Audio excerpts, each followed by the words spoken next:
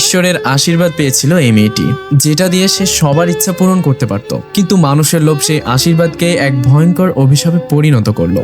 এই গ্রামের সবাই এক সর্প দেবীকে পূজা করত।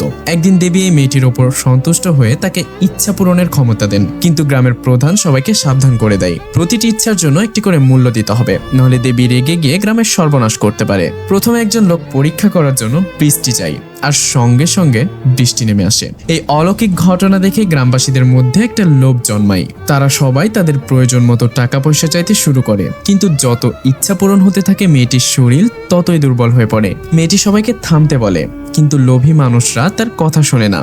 আর তখনই যে লোকটি প্রথম ইচ্ছা করেছিল সে খবর পায় যে বজ্রপাতে তার সব পশু মারা গিয়েছে। কিন্তু সবচেয়ে বড় আঘাত আসে তার নিজের বাবা মায়ের কাছ থেকে।